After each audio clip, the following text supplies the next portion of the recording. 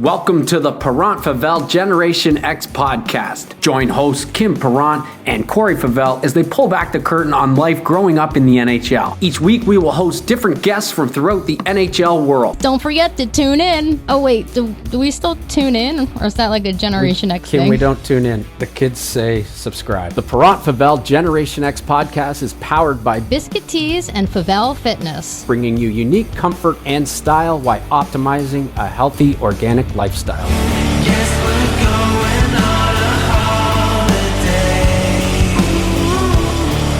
I'll bring mine. I heard you guys talking about smoking. yes. Right? Both your dads could identify, but people forget that in the 70s when I started, the players would just smoke in their stall right next to you, right? Yeah. And I remember like Denny Potvin, Denny Savard, all the greats, Guy Lafleur. You know, they call them darts. Yeah, You it's know, like But I remember I really like to look over and see Mike Bossy. If he hadn't scored a goal, and he was a great goal scorer for the listeners that don't know. I mean, he's one of the all-time greatest. But when I would see him over there, guys, and he was struggling a little bit, and he was thinking on that cigarette. I thought, all right, Boss is going to get going now, because he was really getting into it with that cigarette. And then he'd go out and score a goal or two. So isn't it weird how smoking was a part of every walk in society? And now, like the poor smokers, I mean, I know they shouldn't smoke for their health. They're trying not to, but they're the lowest people on the totem pole. Like, that's true. I feel bad for them because they're trying to quit, but people look at them, oh, you're a smoker. Hey, relax. They just are struggling with trying to quit. But anyway. Absolutely. Was, and they used to have smoking sections on airplanes. Like that really did anything, right? Oh, that was legendary. Ding, the light went out. Yeah. What's that? Yeah, I know. But anyway, smoking, I can still see Denny Savard sitting outside. But what we did, you guys, and I don't mean to dominate here, we'll get to it, but No, what we please finally talk said away. to the guy, can you go into the bathroom? Like, at least not smoke right in your stall right next to all of us.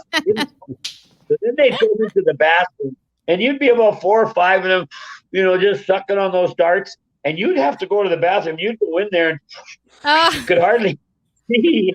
It's kind of the same thing you talked about, Kim, about like on a smoking area. And then then the next step was, could you sit out in the hallway? And so you see all these superstars, because they all smoke, not only superstars, but then you'd see them like Denny Savard or Lafleur before a game out in the hallway smoking. It's crazy. These professional, amazing athletes smoking. And I think I said this on our last podcast. Like my dad always said his best games were after a hangover. So it's like it's just not the world of hockey today. That's for sure. You know why, Kim? We used to call that, your dad talked about playing after a hangover, playing on guilt. Playing on guilt. Because you're kind of feeling bad. You didn't discipline yourself. And so yeah. It wasn't the level of expectation conditioning wise for a hockey player that it is now. But what was what the equalizer was, everybody was like that. You know what I mean? So, your dads were doing it, and then other teams were doing it. So we all were playing on a level field, but yeah. Yeah. Well, I always go back to the story with Bruce Gamble. When my dad said he had the heart attack, having a smoke in the stall in between periods, and, he finished the game. So that was the funniest. Well, it wasn't a funny story, but he was having a smoke in the stall in between periods, and he had a heart attack, finished the game. And I guess on the flight home, they realized something was up. That's insane. Yeah, it wasn't quite as demanding physically as it is now, for sure.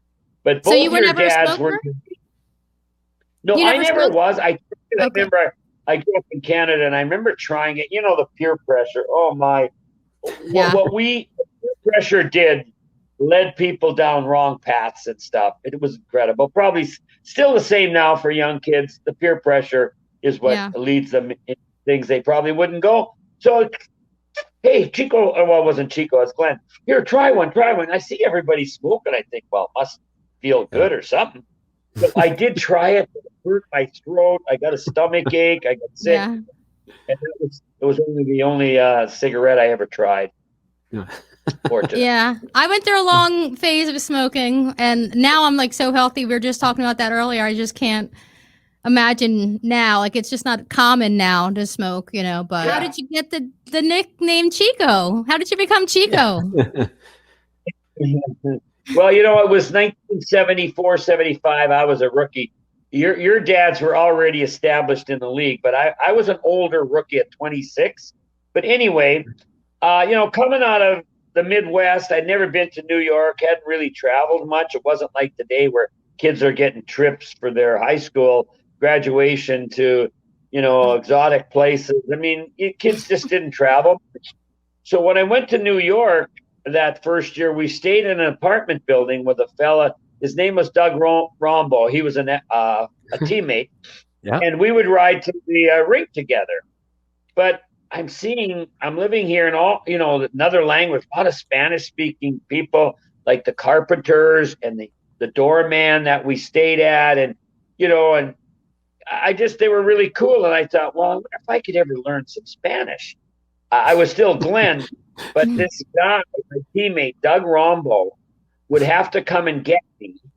And I would be in the carpenter's room, or I would be somewhere else, and someone would be kind of teaching me Spanish. Because I'd say, hey, could you teach me some Spanish words and things? And he was the guy that always wanted to get there early. And I was a guy that, because I was very self-conscious and nervous, believe it or not, very quiet and unsure of myself, I only wanted to get in the room, you know, maybe 5 minutes before the appointed time. So I would just be doing this.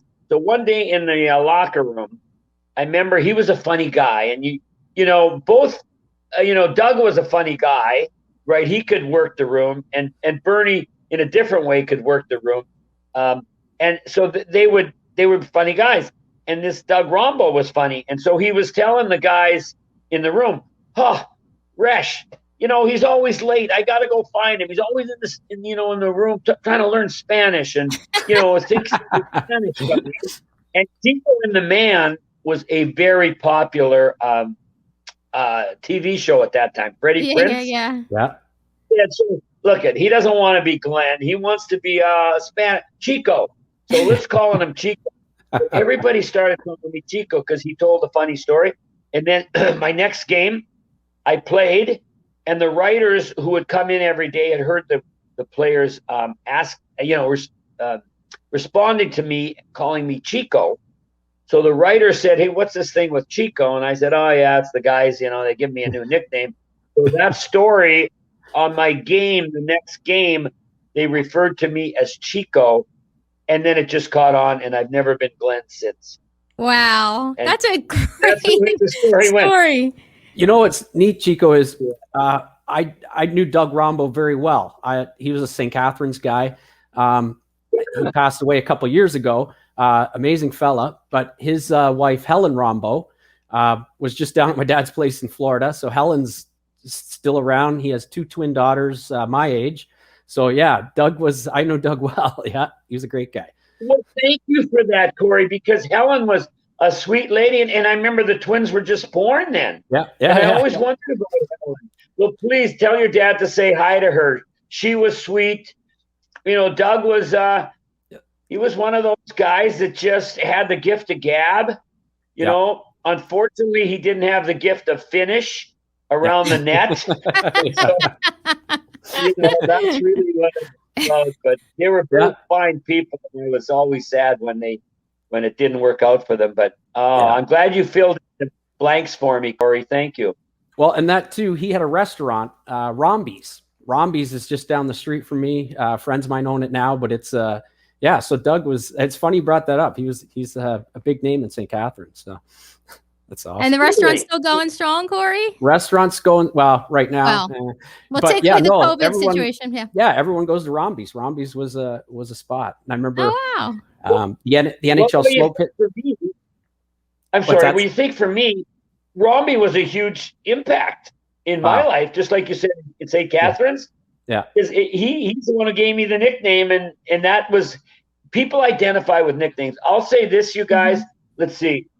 Dougie didn't have a nickname, and Bernie did. But if I came up now, say I'm a young guy, Yeah. I would give myself a nickname because fans identify with It's nicknames, true. right? Yeah. And so I was always thankful for centering me out and making fun of me, but it felt great. Hey, you were running late because you were learning Spanish, where the other guys were smoking cigarettes in the bathroom. So you know, like that's a very good, well-earned nickname. Yeah. But you are like everyone calls you Chico. No one calls you Glenn. You know, in the hockey world, really that much. You know. No, Yeah. no. My mom never transitioned into Chico, or my dad. Yeah. My sisters never did. But yeah, you talking about that, Kim. I understand things had to be cleaned up from the days when I played old time hockey, both on the ice and off, and I get it all, but I got to tell you, it's not as interesting as back in the old days. There's not the dimension of things going on that, right or wrong, were part of sports and hockey, and your dads were part of it, and some of it was bad, some of it was good, but they're kind of cleaning it all up, and now it's just kind of becoming a homogenized game, even on the ice. Like we played yesterday, we played the Rangers. Oh my! Some of the penalties were so weak. I thought, how can you expect the players to be competitive and have a physical edge when if they step over half an inch, penalty? You know what I mean? Like to me in life, the pendulum swings, one way, and now it's swinging too much the other way. But I mean, I'm We were not just charged of talking about that before you came on, just the generation where you guys play, like you, our dads, just how colorful it was and Passion and special, and playing because you love the game, not because you're making millions of dollars, and you get in shape during training camp and you enjoy your summers. Like it was just a whole different. And one of the reasons why Corey and I are doing this, just to, rehash all that and talk about that, because the game is so different now and so regimented and so, like you said, not as colorful. Yeah. Yeah. Hey, I know I'm jumping around here. Kim, how is your mother? Is your mom still alive? She is. Yep. She's doing great. And we were just busting on Ray Shero when we had him on because he had a crush on her when he was little.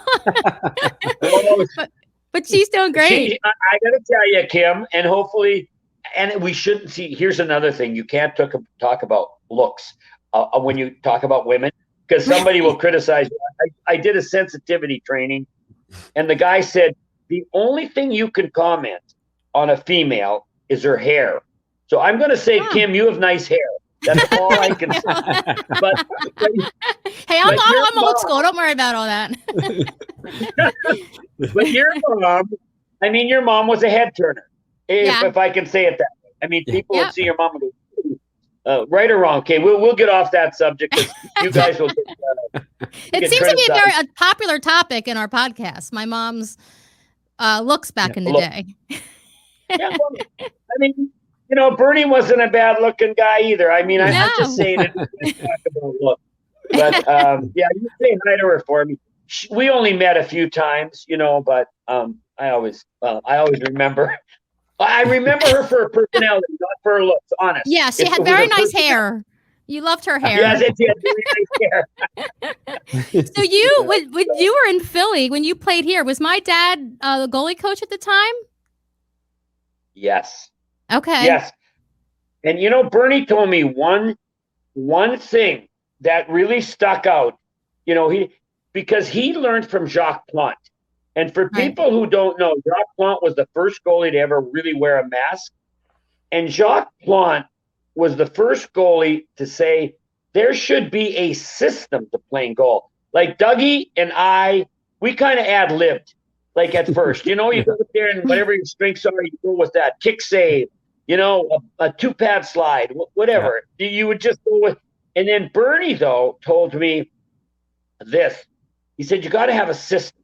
Mm-hmm. So you got to protect first things first. And he said, you know, protect the short side. For people who don't know hockey, that means if the puck's on the angle, the short side is the post that is closest to that side. So he says, take away that side first. You think about it. If you take away something physically, then really as a goalie, what you got to worry about is the shot to the other side. Because if they shoot it short side and you've taken it away, it's just going to hit you. You don't have to move. So you could set up inside your body of physically taking away the short side, and then you're ready by the way you place your weight. If the puck goes to the far side where there might be more of an opening, you're ready to go there. You've set it up. And Bernie, Bernie did it really well. Marty Brodeur did that extremely well. But I remember your dad telling me that. And so we go into Madison Square Garden. And when I was in Philly, I knew I was near the end and I was just a backup. But I still remember that I went into Madison Square Garden and I was thinking of that. And I had worked on it in practice. And I went into Madison Square Garden. I said, okay, now you got to use it. And I'm telling you, it worked. I was chuckling during the game. Saying, Bernie, when we were opposing goalies, and you were in Philly, I was on the island. Why didn't you say, Chico, come here? I want to tell you something. Of course, he because he wanted to beat me. But I want you to know. Wow. Yeah. And so it was a great revelation for me. Now, of course, with the butterfly, all of what Bernie would teach, or Jacques Plante or your dad, Doug, nobody plays it anymore. Yeah. So it's by the wayside. But boy, that's the one tip I really remember that Bernie taught me. I love that. And you know, like one little thing. I mean, you've been playing all those years, and that one little tip. I just remember him always saying too, to like always direct the rebound to the corners, you know, and square to the shooter. So all his little things. Well, those things, Kim, those things were standard. I knew I had to direct it to the corner. Right. I knew I had to, and that was the basic. But Bernie told me something deeper, like on the inside. Right. Like, know that you've got the short side covered with your body. And, when you make a save, as you kids know, you got to set your weight up on the opposite leg that you're going to push, right? You think about it. If you're going to move to your left, you got to set your weight on your right leg to get an explosive push, or your left. But when you don't know which way the puck's going to go, you think, should I be on my left? Should I be on my right? And what Bernie's saying, be on your short side leg, have your weight there. And when they pass it or shoot it to the other side, you're going to explode. And so that's why it was a little deeper than just, what you talked about. Yeah. Yeah. And, and that's what Bernie, he was a little more than just a basic goalie. He was, but he trained under, maybe the master, which would have been Jacques Plante. Yeah. I mean, how fortunate was that trade to Toronto? Did that end up being for him in his career? Exactly. Yeah. Yeah. It was great for my dad's. Your dad didn't fare as well, but Yeah. Hey, Corey, I played for the Rockies. Your dad played for the Rockies. Did he ever say anything about his time in Colorado? Well, were you born then? Okay, so I want to tell you this. I was born in St. Catharines, but when I started playing minor hockey, I played for Denver University, the Junior Pioneers. So I think it was probably 81, 82. I was a goalie, and you guys had a practice, I think, at Denver University, and my dad was coaching Denver University. I was getting dressed in the room. It was the players' room for Denver University. And you came walking through the room and was going into I think Marshall Johnstone was the coach then. You might have been going in to see Marshall. And I was doing my pads up, and somebody stopped you and said, "Hey, there's, that's Doug's kid." And you were leaving, but you stopped and you came right back in. You came down, you started talking to me. I was in awe because you were my favorite goalie in Colorado. And when you helped me do my pads up, I was like, oh man, that was, all the kids on the team when you left were like, oh my gosh, Chico. So anyway, that was a big moment for me. And I didn't know if you'd remembered that. And it was a big moment because he's told me that story a few times. So he's not just saying that now. Yeah. So thank you. Corey, you know what? Now that you've refreshed it, I do remember that practice. And now it's coming back. That's right. It took me a while, but yeah. But and I lived in Evergreen. So if you knew Evergreen, we weren't in Denver. We were about 45 minutes in the mountains. So my practices were about 45 minutes coming down. So when I used to come to the games, I remember the one game you had the coho trapper. It had the yellow on it, and there was a penalty shot.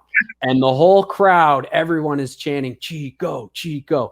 And you had this amazing I can't remember who was taking the shot, but yeah, you made a big kick save and the crowd went nuts. And unfortunately, I think you guys went to Jersey the next year, but yeah, that was a pivotal year. I was playing goal. You were in Colorado. I was in Colorado. So that you were one of my big idols there. Oh, that's nice. Thank you, Corey. Well, I remember your dad. I could still visually see him in that Colorado Rocky jersey, which is one of the greatest all-time jerseys. I love the color and the logo. But, just an aside, we're talking about grades.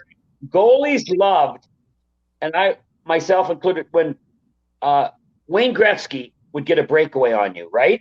Yeah. Because Wayne wasn't good on breakaways. Like, he just wasn't. I don't know why. And so you wanted him to get a breakaway because you knew you'd probably stop him, and then people would say, oh, you're great. Good. Yeah. And if I say there was one little tiny thing that Wayne wasn't super at, it would be scoring on breakaways. Yeah. And so it's funny you talk about the penalty shot and how goalies like it, because it's your chance if you stop it. Oh, and so I'm glad you remember that. And then the Chico breaks out, Before the shot even came, he was, at the center ice there, and the crowd was just chanting Chico. And was Ray Miron the owner back then when you were there? He was the general manager. Okay, all right. He ran the team, but they had trouble getting ownership, and they wanted this fellow. Oh, what was the name of the company? Oil company.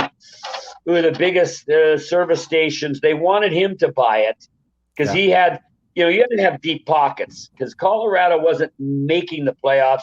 We had a good fan base of about 8,000. But we couldn't get it up to 12 or 13. And the way you do that, of course, is to win in the playoffs. That's when you catch the imagination of the fans and people get fired up. And so we just couldn't get it was Vickers. I think it was Vickers Service Stations. What was his name? Anyway, it was a very wealthy guy. They kept trying to get him to buy the team, but he wasn't interested. So, that was a problem. But hey, I got to tell you one thing about my nickname. And Ray Shero, you had him on. Yeah. And Ray, when I was in the Spectrum, and when I was playing with the Islanders, and we competed very well against the Flyers, so we were noticeable. One side of the old Spectrum would yell, "Hey, Chico, go back to Puerto Rico," and the other side would say, "You bum." And so Chico would back to Puerto Rico, and then the other side in the spectrum would say, "You bum." No and I way. said to Ray, "Did you know that, Cor?" Yeah, I don't know if you remember that, but I would say, "Yeah." And Ray, you sat right in the middle of both sides, and you would chant both of those things. You would say, "Hey, Chico, go back to Puerto Rico," and then you run to the other side. But we laugh about it. But the energy and the spectrum when the Islanders played. Because we were the one team that could stand up to the Broad Street Bullies. We had as many tough guys, and they didn't mess with us. Unfortunately, for teams that had only one tough guy or two, going into the Spectrum was a nightmare because Freddie Shero, he taught the mob mentality. And so when a tough guy would get into a scrap, was forced into a scrap, the Flyers would surround him. If he got winning, one of the Flyers would jump in. There was no third man in. And it was scary because I talked to other guys on the team who only had one tough guy, and they said it's not a good place to be. You had to be team tough if you were going to beat the Flyers in the Spectrum, and we could do that. So it was That's when the that Philly was another. flu came out. The whole Philly flu play because they suddenly came down with the flu. You're right. The Islanders, Yeah. you guys had the Nystroms, Clark, the Gillies. You guys had a tough squad that you could handle, Philly. Oh yeah, we had a lot of tough guys. I'm trying to think of, we had guys that could be tough with their stick too. You had it was this Bobby Clarke was one of the worst at spearing and giving guys the stick. I did not like Bobby Clarke because he never fought, but oh my, he would give guys the stick and he was dirty. But then the big boys would come in and like on the playground, you got the little yak guy who starts the confrontation, and then his big friends come in and clean it up. Yeah, that's what it was like. Clarkie would spear and hack, but he would never have to own up to it. And I'm sure you guys read Dave Schultz's book. Did you read Schultz's I book? haven't. I just saw him the other day, actually, but no, I haven't read his book. I haven't read it. You should read it. That's your era. But my friend Stan Fischler was writing it with them. Oh yeah, Stan. And yes, and so the book was going to have a chapter where Dave Schultz was going to be critical of Bobby Clarke. It was the truth, but it took a big step to do that because Clarkie was, on a pedestal, and to do that. But Stan told me that they're writing the book, and basically what I just said, Schultz was going to bring out that, Clarkie was dirty and all that stuff, and yet I would have to go in and clean up the mess, right? Not a positive statement on Clarke, but it was catching. And that's why you guys should read the book, that chapter. And now you'll know the rest of the story. So they've gotten the book written, and Schultz calls Stan, and it's the final meeting, and he said, I don't want you to put that chapter in the book. I don't want you to put that in there. That I'll get negative, feedback, and Clarke will be mad at me. And Stan said, I got to tell you, Dave, if that's not in the book is not going to take place. Here's what you do, and I don't know Dave's wife's name, but he said, here's what you do. You and your wife go in that other room and you talk about it and decide. If it's not in the book, there's no book. But if you don't want it in the book, the result. So they went in the room and they came back out and they said to Stan, no, we've decided you can put it in the book. Mm-hmm. And so it's in that book, and that came out as very controversial, but it was the truth. But, what year did that book come out? Was that a long time ago? About in the early 80s. Okay. It's Dave Schultz. What's it called? So he had his wife Kathy then. Yeah. It would have been Kathy, yeah. But it's fascinating from your era. And I'm here to tell the truth. Like, I didn't like Bobby Clarke because he didn't own up to a lot of the nasty stuff he was doing.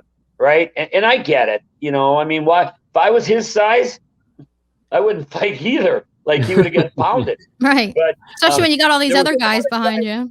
Yeah. Yeah. So, that's what he did. And I always respected Dave Schultz for it. And probably his wife too, because she was the one, I think, that finally said, no, it's the truth. It's going to sell. And that's why the book was a big seller. The Hammer. I think it was. Yeah. Okay. Yes. Yep. The Hammer. Yep. And I think that's in the title of the book. Yeah. It's funny because when I watch old video of my dad, obviously I was so little when he played. He was big on behind the scenes, spearing someone, hitting them with the stick, the little cheap shots behind the scenes. I was like, oh, Dad. But it's part of the game. Yeah. Well, it is. And we're talking Philly old time hockey. but your dad wasn't.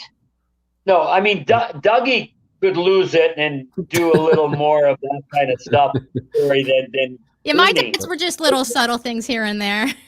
Nothing crazy. Oh, yeah, you had to do it a little bit. No. Not like Billy Smith, who I was just going to with. say, you played with Billy Smith, and, what was it like playing with him, and how was he off the ice? Well, we were really good friends. On the ice, he had a different personality. And you know what? He was like some players. I don't know. I mean, this is going to sound really harsh. I'm not saying it to be, I'm just trying to be the truth. Some players could check their conscience when the game started. Mm-hmm. Meaning, I will do whatever I have to get an edge and for us to win. Bobby Clarke was that way. He didn't have a conscience. If he speared you in the face, I'm sorry. I didn't mean to. It's just the way it is. But he knew that whoever he speared, he would have an edge on that guy, right? Yeah. The next shift. Billy Smith was that way. Smitty would butt end. He would come up between players' legs. And I remember we're playing in Philly. And Paul Holmgren, who was a tough guy, but he was fair. He had a conscience. I mean, he would play hard, but I know Paul, and he was balanced. So he gets pushed into the crease, and Smitty's down on the ice, laying on his back, and Paul's hanging onto the crossbar. He doesn't want to drop on Smitty because they know that Smitty's got this loose screw plan when he plays. Smitty would admit that. So, but Smitty's on the ice laying, and he sees Homer hanging there and starting to fall, and Smitty took his stick and came and hit Homer in the chin. And Homer loses it. And I don't blame him. I mean, that was Smitty, but Homer got up and he kicked him. And you don't kick with skates, but Homer, I think, was so livid that Smitty would hit him with his stick in the face. He got up and kicked him, and I can still remember that moment. It was in the Spectrum. But my point is, Smitty, Bobby Clarke, they were taught whatever happened at an age in their life, in their hockey world, that, hey, whatever you do on the ice is part of the game, which I didn't necessarily agree with. I'm telling you that. Yeah. And Bernie wouldn't do that, and Dougie wouldn't go that far. I'm not questioning we're right and they're wrong. I'm saying there were two types of mentalities. Yeah. Yeah, there were some other tough guys that when they played, they just parked their conscience and said, now I'm into game mentality, and that means we do anything to win. Yeah. It's not that way anymore because of the rules. You can't go like that. So where does Hexy fit in that? Was he like, you played with Hexy for a little bit? Oh, I love playing with Ronnie. Now Ronnie's dad and his grandfather were NHLers, both named Brian, who played in that tough era where you did whatever you could to win. He also had an uncle, Dennis, who was tough and like that. Mm-hmm. So Hexy grew up like that. And, we talked and Hexy would use his stick and he would do some of the stuff, not to the extent. Hexy didn't, how can I say this? Some players thought the face was equal to the chest or the arm or whatever. And it isn't. As we know, the face is much more vulnerable. Okay? Hexy wouldn't go for the face. Hexy didn't believe in hitting in the face. But from the neck down, that's part of fair game. That's okay. Fair game. So that was the difference. But I'll tell you one story. I'm now with Hexy in Philly, and Ronnie had. I know where this is going. Go ahead. Which one? The one where he hit Smitty? Oh no! I was thinking of the pregame fight, the warm-ups. Well, that's what it is. Oh, okay. Go ahead. Yeah. He had a superstition that he would race to the far blue line, Ronnie would, after he was finished the warm-up, and stop fast, throw snow. Then from there, he would go to his left and go to center ice, but he had to stop. You know, your dads were superstitious, I'm sure, a little bit. We all were a little. Oh, yeah. And then he had to stop on the dot. Ronnie did. So he'd race from the blue line boards to center ice, stop hard on the center ice dot. Then he'd go to the other blue line boards where he would stop, and then he'd just run up the ramp into the dressing room. So I'm watching, and I'm thinking, Smitty's standing on that dot. Oh, geez. And what's going to happen? What's going to happen? And so Ronnie stops on the blue line, charges to center ice. Smitty's standing with, like some goalies, leaning on a stick like this. Watch. You guys, he gets hit by Hexy. He goes flying into the zone. He gets flying into the blue line. That's how hard. Then Hexy just continues on to the other blue line. He's going up the ramp. By the time Smitty is figuring out what happened here, and he says, Chico, come here. He said, what? Did Hexy just hit me?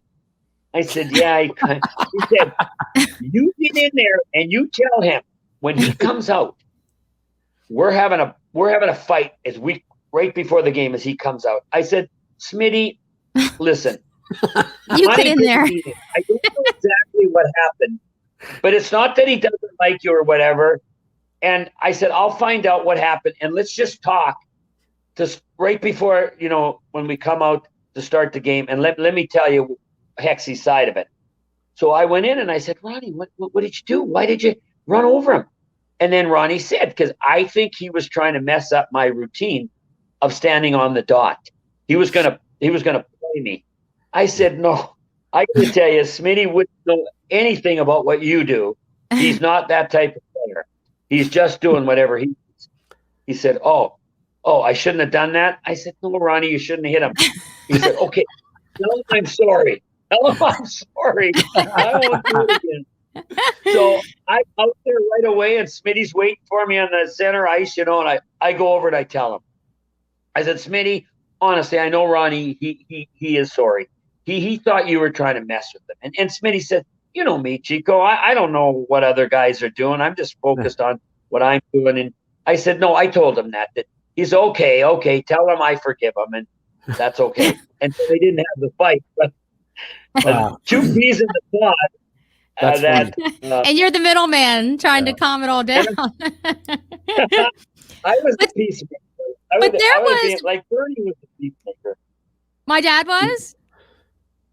Yeah, I mean, he was. If you knew your dad's heart, like Bernie, and Dougie had a gift of humor too, as you know, Corey, and Bernie did, and those guys were more like Hexy was super intense, and that's why he won this Conn Smythe that year we went to the finals and lost in Game 7. He was incredible, maybe the greatest stretch of a playoff goaltending that I've ever seen, because we were always not quite as good as the teams we were playing, and Hexy would carry us to victory. But Bernie and Dougie, they were more jovial. Like Bernie was always looking for a chuckle, and Dougie too, right? They were just approachable. They were intense when the game started, but they also had a little softer side of intensity. And here's what I'm saying about all this, you guys. I'm not saying some are right, some are wrong. I'm just talking about the difference. Right. If we as people can embrace differences, don't say someone's right or wrong. Just say they're different, and then leave it at that. Don't try to analyze, that person's better than that person. No, they're just different. So Bernie would make you laugh, and Dougie would make you laugh, and they would disarm situations by humor. And they had that was a great trait they had. Yeah. It's funny, my dad's still that way. Like in tense situations, he'll crack jokes, or he'll, and I heard stories like when they won the cup, during an intense moment, my dad would call one of the guys over and, what kind of pizza do you want to get after the game? Like kind of, that's how he handles those type of situations still to this day. Yeah. And I wanted to get into something I think Kim has a question on too is leading into kind of what you're talking with Hextall and Billy Smith. The game's changing. I remember my dad used to say goalies had an alliance back then. Like when you came out of the net or if something happened, you usually fought a forward. You didn't go nowadays. Two goalies come to center ice and they fight each other. Where back in the day, like Billy Smith and you guys ended up fighting a forward. You didn't go down and, he said they kind of had a goalies union. With that being said, with the Montreal pre-game with Corson, Hospodar, and Lemieux, you had a stack of Dave Brown, Daryl Stanley. You're left on the ice with Boxcar, and Shane Corson is no slouch. You're poking at his feet. What kind of led up to that in the room? Like, was it a spur of the moment because you were the last guy out there defending, or was that just that was just something I wanted, and Kim was interested in that too as well. Yeah. Well, how that set up, and there was a rule made in the rule book now that addresses that problem we had during that series. And what it was I understand players are superstitious, and goalies are, but so are forwards. So in that series, I was the backup. I was the last goalie on the ice, right? Yeah. Hexy's up in the room already. And after I was leaving, I looked, and I could see Corson and Lemieux would wait till I left. They would grab a puck out of their end. They would pass the puck back and forth, going up the ice. And then Shane would give it to Lemieux right before the net, and Lemieux would have to shoot it in the net. I said, that's interesting. What's going to happen the next game when I take that net after warm-up and I lift it? At that time, we had pegs. Mm-hmm. I lift it off the pegs and I turn it around and push it against the board. So I do that the next game, and I watch them, and they're like two chickens with their heads cut off, running around thinking, what are we gonna do? Like he's messed with our superstition. Yeah. So they don't do anything, and we win. Okay. Now they've got a whole game and the next day and stuff to figure out, well, if Chico does that again, how am I going to counter that? How are we going to counter that? So I did do it the next game, and then I watched what they did. They went and grabbed the net. They turned it around, put it back on the pegs. Okay? Yeah. Now it's back in place. They circle around, grab a puck, pass. Lemieux shoots it in the net. Okay? They beat us that night, and Lemieux scores. Now you say, hey, this is so shaky. And I talked to Larry Robinson, who was on the Canadians. So then that game in Montreal, Mike Keenan says, Eddie and Chico, do not let them score on our net tonight. So we practice. We warmed up, and then we're there, and all of a sudden, Corson and Lemieux go off the ice. They go into the dressing room. And the old Forum, you could see the dressing room door. It's not like now. You could see the dressing room door, and I'm looking at Eddie, and we waited, and I said, I don't know, Eddie, what's going on? Maybe they're just going to let it ride out. I don't know. So we started going off the ice, and they left on the left side from our net. We went out the door on the right. It's not like now where benches are on the same side. Yeah. I said, something's going on here. And what had happened, Larry Robinson and the Canadians had said, look at, Shane and Pepe, Claude Lemieux, you guys come right off. And when Chico and Eddie leave the ice, you guys race back out. Because it was easy. At that time, the dressing room door was right behind their bench. Yeah. So I'm just leaving. And I could see their door open. And the clubhouse guy who was watching us was going like this. Come on. So the door opens, and I see, this is embarrassing. We're supposed to be adults. They come running out of the dressing room on their skates, jump over the boards. And I said, Eddie, we got to go get them. So we were just leaving. We raced out from one side. They're coming from the other side. And they were doing their little passing. And I took my stick to throw at the puck because we couldn't get there in time. They were ahead of us. So I just took my stick to try to throw at the puck to knock it off their stick.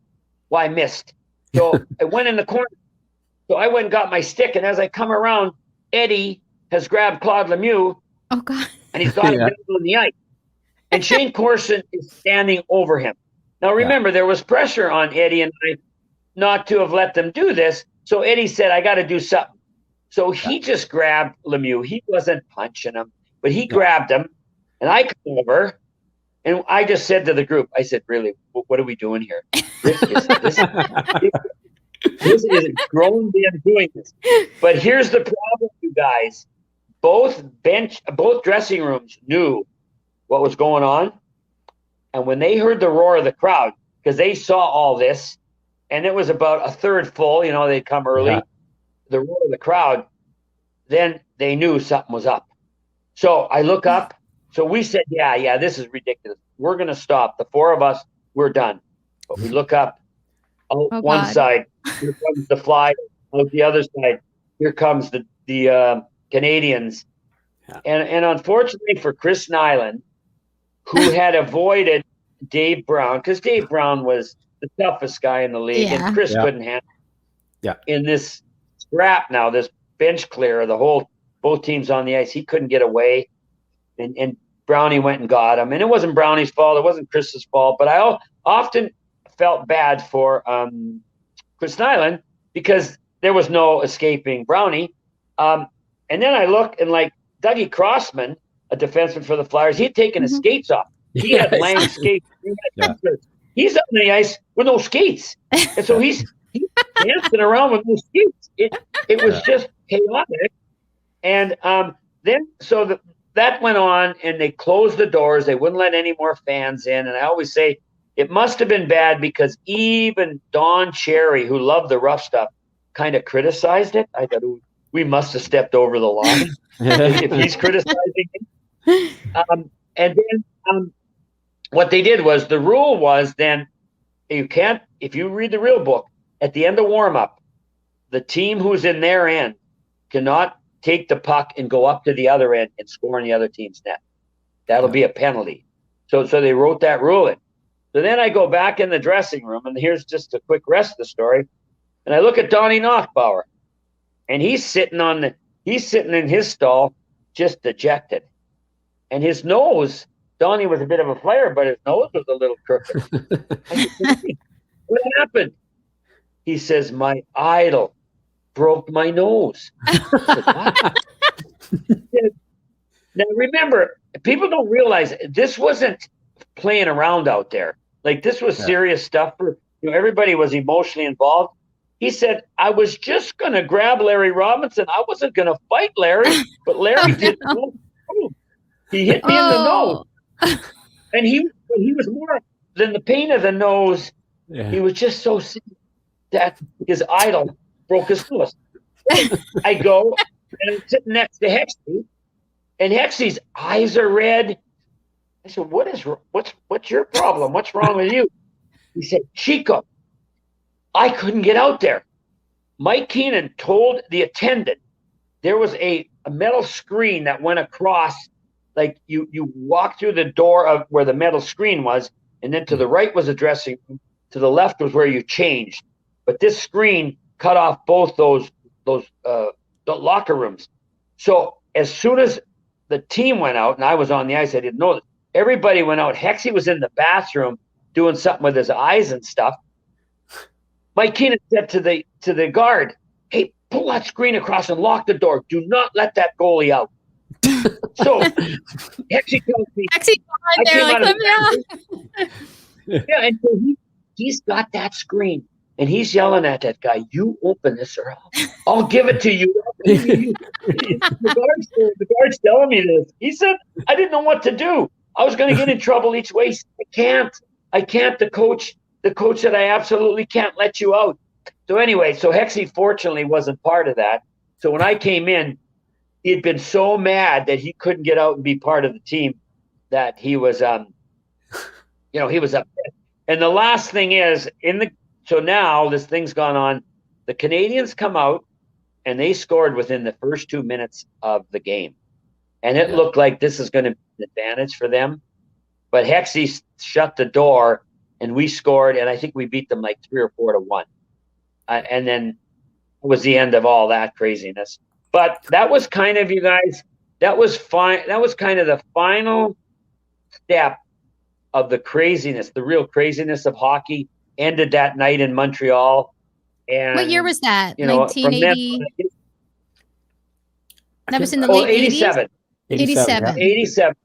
The Flyers, we went to the Stanley Cup Finals that year and lost to Gretzky and Messier and that great Oiler team Yeah. in Game 7. And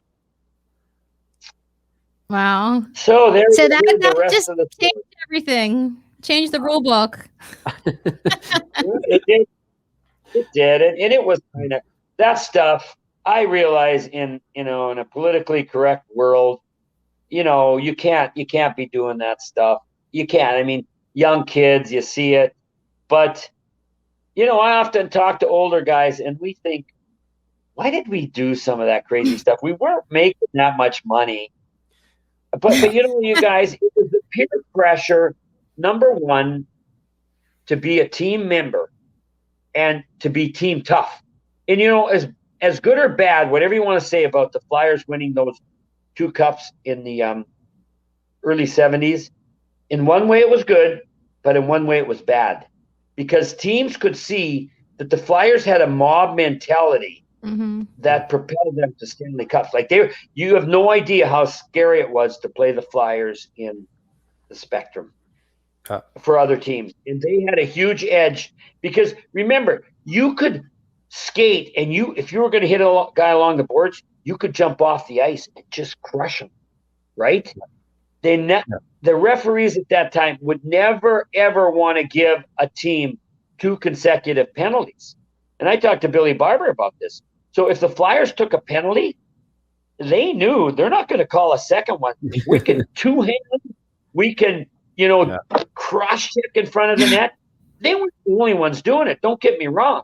It wasn't that they were bad doing it. They're saying, if this is the way the game's being called, let's use it to our advantage. Freddie Shero was a master at using intimidation, which was a big part of hockey, to the Flyers' advantage. So it was good. But when the Flyers were winning that way, then other general managers of the team saying, we got to get a bunch of tough guys. Yeah. We got to counter the Flyers, plus we can use it to our advantage. And then it kind of got out of hand, and then it was probably stepping over too far. And then when the Europeans came in the late 70s, you guys, they got beat up bad. Yeah. 2 years.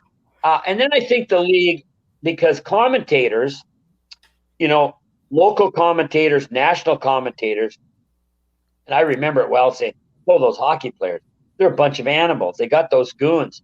They're this like living in the old world of, eye for an eye, tooth for a tooth. There was a lot of criticism of players stepping over the line. So I think the league said this isn't good for the image of the National Hockey League, and they did step in, and it's probably good. But I just wish it had a little more little more grit and grind. But I remember the Devils have had. Sorry, go ahead. I was just going to say, when you're talking about the Europeans coming in, I remember when Borja Salming came into the league, my dad was playing in Toronto with him. And the first time going into the Spectrum, my dad told him straight up, he goes, they're coming for you. He goes, Schultz, he goes, they're all coming for you. You're sweet. My dad said, he goes, I think it was the first shift, Salming went right out and dropped the gloves with Dave Schultz. And he goes, Salming was so strong, he grabbed his elbows and muckled on him. He says Schultz couldn't get free on him. And he said that was the mob mentality in Philly. And he said, felt bad for Borja, but he said, when I told him that, he goes, he went right out there and get it over with. Yeah, he dropped the gloves with Dave Schultz. And so, Salming was a little bit different, but he said he was so strong and in such great shape, didn't make him a fighter or tough, but he was strong enough that, and he went out and he lasted a long time in the league after that. So. Well, if you look at his face, Borja Salming, and I know him, his face is just scarred. But actually, they didn't leave him alone, because Borja told me this. He said, we're playing the first time in the Spectrum. Yeah. and Eddie Van Imp is playing. Yeah. And I get the puck, and I'm moving up, and I see Eddie coming with the spear. But I think he's not going to spear me. You know, you don't play hockey by spearing. Yeah. He said, sure enough, he speared me right Oh. in the guts. He said, I could Jeez. not believe it. Yeah. And so poor Borja, Yeah. there were 2 Swedes that came. There was Borja Salming and Ingi Hammerstrom. Hammerstrom. Okay? Yeah. Now, Hammerstrom, and I don't blame him. Like, he carried the puck. What players would do, the slash was above the glove where there was no padding, or just right above the elbow. And it was calculated, and it hurt. And they would and now remember, Borja could defend and sort of control some of his interaction with what was coming at him. But if you're a forward, you got to go into those corners. You go in first, and that D's coming, and he's going to cross-check it. Borja Salming just couldn't stand up to it, and he didn't have much of a career. He's a terrific player, whereas Ingi, couldn't stand up to it, and he didn't have much. But Borja Salming, on the other hand, just kept taking whatever came his way, and I might respect him as much as any player in the league, because the beating he took, especially in Philly. I will tell you this, because we're talking honestly. Everybody from my era, if I bring up Philadelphia, they say those SOBs.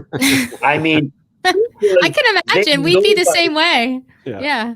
Good. Again, it was effective, and you know what? I don't blame necessarily the Flyers. I don't blame Freddie. I don't blame the players. I blame the referees. I remember saying, might have been Ronnie Witt. I'd say, Ronnie, like after the first period, did you see the slash by so-and-so, some Flyer? I said, Ronnie, if I took my stick right now and slashed you on the elbow, that would probably drop you. You think these slashes aren't hurting, but they're having an effect. And I mean, I'll just tell you that was what the Flyers said. We can get away with it, and we're going to use it to our advantage. And they did, and they won 2 cups. But I can't blame them. It was the referees who was letting it go. Well, we're having league. Paul Stewart on in a few weeks. We'll have to ask him about that. Stewie. Beautiful. Yeah. Oh, because he was both a player and a referee, so he would have experienced it. Yeah. So we'll have to ask him about that. Ask him about that. You know, I'll give you one last example, and I'm not trying to criticize the Flyers. I'm just telling you the reality of what it was like to be on the other side. Yeah, because we never hear that. You know, we're always hearing the Flyers side. So, you know, it's interesting to hear what other people see and experience. Well, so I'll shut up and let you guys ask a question. But I played in Regina, Saskatchewan, Regina Pats, with this guy named Barry Cummins. His nickname was the Diesel. He played for the Pats, and the Flin Flon Bombers played Flin Flon. And by the way, one of my favorite all-time people is Reggie Leach, but that's another story. But anyway, Reggie and Bobby, yes, and he just there were so many stories I could tell you about him too. But so anyway, Regina's playing Flin Flon, and my friend Barry Cummings is a junior defenseman for the Regina Pats. Bobby Clarke is a centerman for the Flin Flon Bombers. Now, back then, Clarke was chippy and dirty then too with his stick. But in junior, he didn't have this huge team behind him. And Barry tells me this. He said, so I just grab him and I just throw him around and ragdoll him, right? I wouldn't take that stuff. And there were no repercussions. So let's fast forward now, maybe five years later. Barry Cummings got called up by the California Golden Seals. Okay, they had a team then. We're playing and I'm not embellishing one iota. So we're in California. We're going to play the Seals, and I knew that Barry had been called up. I remember this distinctly. I'm walking across the bridge to the hotel from a restaurant that we had been at. And what the California Golden Seals had done, they had put Barry, because he had just been called up, they'd put him in the same hotel we were. Okay, and that's what teams did. That was the team hotel. So I'm coming across the bridge and I see this guy coming at me, and he looks like a hockey player, and I'm looking, and I think, oh, it's Diesel. That's his nickname, Barry. But I get close to him. He's got black eyes. He's still a mess. I said, Diesel, what happened? Did you get in a scrap the last game? No. I said, this is from a week ago. I said, a week ago? He said, yeah, we played in Philly. And Ray Shero knows this. No. He doesn't know the whole story. Yeah. But what happened was, Hey, and there's We Ray have a Shero. surprise visitor, but go ahead with your story. okay. All right, Chico, tell so the truth. I said, who is it? I can't see it. It's Who's Ray the Can't see visitor? him? It's Ray Shero. Oh, hi, Razor. Okay, because I told Ray the story. So I said Hey, Chico, to go Barry, ahead. I said, what happened? I said, I'm in Philly, and, it goes back to the junior days. Clarkie spears me in front. I do the same thing I did in Flin Flon. I give him a cross-check and a whack, and he says, the next thing I know, a stampede of Flyers come after me, and they grab me. They beat the crap out of me. He had no Wow. tough guys. And you know that, Ray. You remember that. And of course, Ray's biased, which I would be too. He thought Ray, it was Barry Cummings that initiated it, but Clarkie had speared him first. And then he said, I was thinking I'm in Flin Flon, not with the California Golden Seals. I'm on my own. And so he got pummeled pretty good, and he got a lesson. So no I wonder was everybody raised hated on- us, Ray.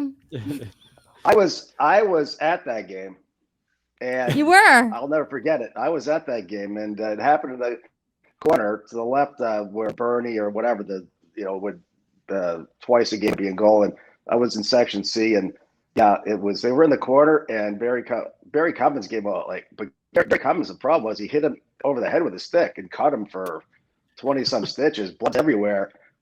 Well, before Barry Cummins knew what the heck's going on, the whole bench empties, and the California Gold Seals are like, you got to be kidding me here. We got to do this. They come out reluctantly. Some guys were looking for, a glove and a stick and a skate. They were late getting on there, but and that actually what happened there, that was tough. And then Let me ask about a you this, month later, Razor. they played like later in California. The best part was on Channel 29 back then. The game started at 11 o'clock, right through the time difference, and same thing happened. They went after the guy, and he was in the penalty box in California or in Oakland, and actually, I can't remember. Someone jumped in the penalty box and started fighting him. And Jim Nielsen, remember Jimmy Nielsen, the defenseman, and he was a pretty tough guy. And he stood up. I mean, it was still, thank God, Clarence Campbell was in bed by then, and his whole team suspended for a long time. It was tough. It was that poor Barry All right, Cummins. Razor, okay, Ray, let me ask you this. Just let me ask you this logically. I know Barry Cummins. Do you think he would just go down in a corner and hit Bobby Clarke over the head in the spectrum for no reason? or could he have been feared? Honestly, could he have been feared? Chico, you sound like his defense attorney. Come on. He was guilty. It happened in the spectrum, so he was guilty no matter what. So, I mean, Listen, if Barry Cummins had been speared by Clarkie and they had going on it in June, I mean, Barry's telling me his side. I don't doubt that he didn't go after Clarkie, but he said Clarkie had speared me earlier. And I'm just saying it makes more logic. Yeah, that's all I'm just saying, Ray. No, I mean, Barry wasn't very smart, because if you're going to hit Bobby Clarke over the head, you know, remember Razor, remember? Oh, yeah, exactly. He was, yeah, he was. No, that's true. He actually, I'm sure Clarkie probably did spear him, and that goes back a ways anyway. I'm sure he speared him, and that was just a reaction, but probably not the right reaction by Barry. Probably not. Yeah. Man, oh man, he was flying. He was trying to skate as fast as he could He was trying to skate. Barry was trying to skate as fast as he could away from those guys coming at him with those yellow and green skates. Remember, they had the color skates, the seals. It was. Yeah. He looked like Oh Flash. He looked like Barry looked like Flash Gordon trying to get away, but it didn't happen. You know, and I'll never forget this. And there's a picture of this, Chico, and they're both teams are basically at center ice, and I'll never forget it. They're all, back then there was, I mean, everybody would mill around and then jump in, I guess, but I still remember Eddie Van Emp. He was in the scrum of 40 guys. He was circling around, and whenever he'd see a green and gold sock or something like that, he'd spear him in the back of the leg. And he just doubted guys. It was crazy. He's doubted like 3 or 4 guys are getting shot like the stands or something. And he just wandering around spearing guys. And, well, my dad said he always felt safe in net because he had Van Emp in front of him, so he knew that he was being protected. Well, here's the difference. Chico? Like Eddie Van Emp. Let me finish. Eddie Van Emp played in Chicago. Okay, before he came to the Spectrum, to the Flyers. He didn't play like that in Chicago. But when he got – and I will say this, Ray, we're talking honestly, your dad, he broke down the rules and said, this is what they let us get away with.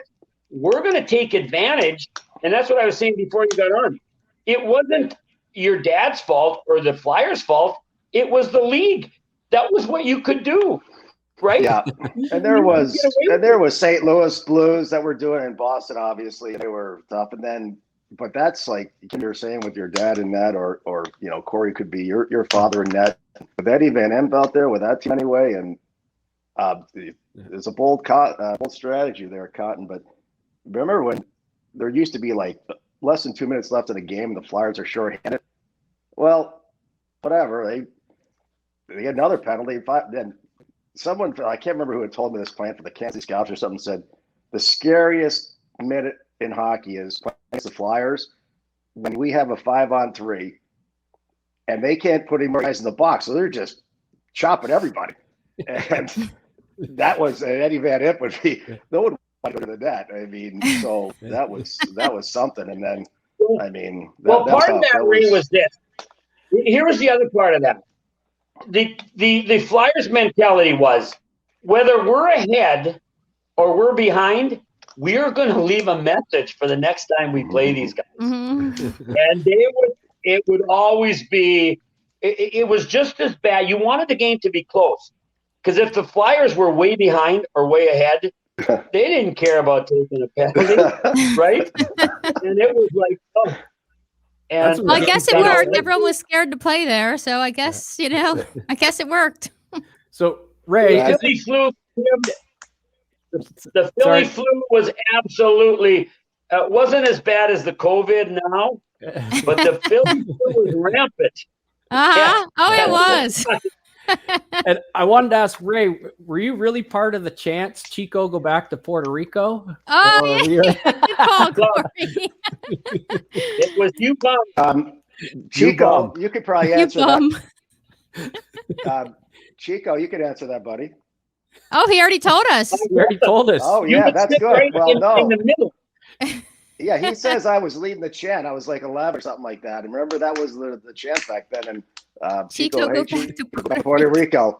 And you bum. No, but Ray sat on the dividing line. He sat on the dividing line so he could say, hey, Chico, go back to Puerto Rico. And then he'd run 4 feet. And he's on the other side. Then you bum. Making that up, of course. You know what, Ray? That fast. Where did you sit during the games back when your dad was coaching Philly? Where did the kids sit? I don't think they had. We had 4 tickets. We were in section C on the corner. We were in B. Yeah. B. Okay, so we were last row. It was row 21. We had 4 tickets. Then we were right next to